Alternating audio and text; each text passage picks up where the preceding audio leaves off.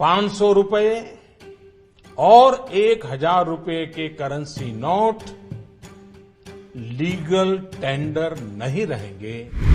नमस्कार दोस्तों आप उस दिन कब तक नहीं भूल पाए होंगे जब देश के प्रधानमंत्री श्री नरेंद्र मोदी ने रात के 8 बजे टीवी पर ऐलान कर दिया था कि अब से 500 और 1000 रुपए के नोट नहीं चलेंगे। जी हाँ, आपने सही सुना, हम बात कर रहे हैं नोटबंदी की।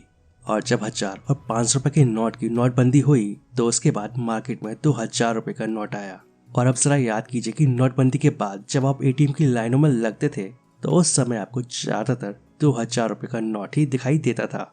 उस समय ऐसा क्या था कि एटीएम हो या फिर बाजार हो, उस समय हमें हर जगह पर गुलाबी रंग का 2000 रुपए का नोट ही दिखाई दिया करता था। लेकिन फिर समय बदलता गया और फिर आरोप और प्रत्यारोप का दौर भी शुरू हो गया और फिर धीरे धीरे गुलाबी नोट मार्केट से गायब होते चले गए। दरअसल ये आरोप लगने लगा था कि 500 और 1000 रुपए के नोट के बदले ये नया नोट काला बाजारी का नया सरताज बनने लगा है। तो एक वो समय था जब आपको हर जगह पर ये 2000 रुपए का गुलाबी नोट दिखाई दिया करता था और एक आज का समय है जब बड़ी मुश्किल से ये नोट एटीएम या बाजार में दिखता है। और इतना शोरगुल होने के बाद इस नोट को लेकर संसद तक में सवाल जवाब का दौर शुरू हो गया और जब ये नोट धीरे धीरे गायब होने लगे तो संसद में भी इसे लेकर सवाल उठने लगे कि आखिर ये 2000 रुपए के गुलाबी नोट चाका रहे हैं और क्या रिजर्व बैंक ऑफ इंडिया ने इन्हें छापना बंद कर दिया है और क्या जो 2000 रुपए के पुराने नोट बचे हैं उन्हें एटीएम में नहीं डाला जा रहा है और आखिर ये पुराने नोट गए तो गए कहाँ।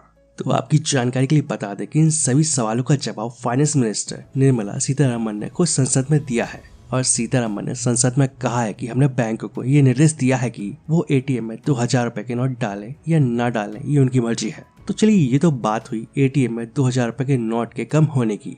चलिए बात करते कि आखिर बाजार से 2000 रुपए के नोट कहाँ गायब हो रहे हैं। वैसे आपने भी ये बात नोटिस की होगी कि बाजार में अब पहले के जैसे 2000 रुपए के नोट दिखाई नहीं देते हैं।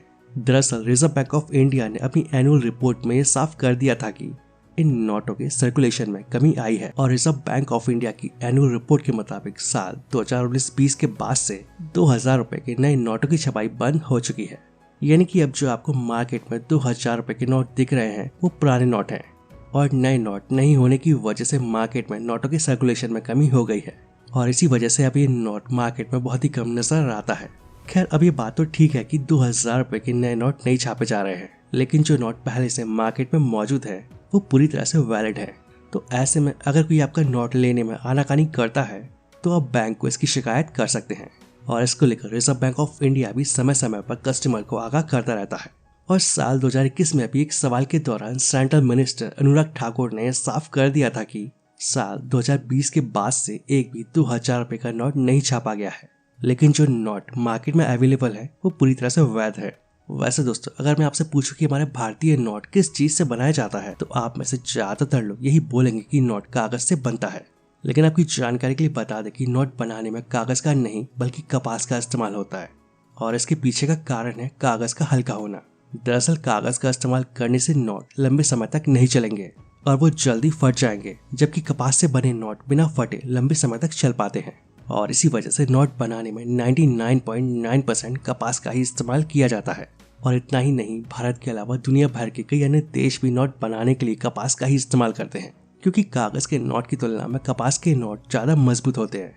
वैसे कि आप सभी जानते हैं कि भारत में नोट कितनी जगह छापे जाते हैं? अगर हाँ तो कमेंट करके जरूर बताएं। तो आई होप दोस्तों आप सभी को इंडियन करेंसी से जुड़ी ये जानकारी पसंद आई होगी। वीडियो अच्छा लगे तो वीडियो को लाइक और शेयर जरूर करें और ऐसी इंटरेस्टिंग वीडियो देखने के लिए इस चैनल को सब्सक्राइब कर लें।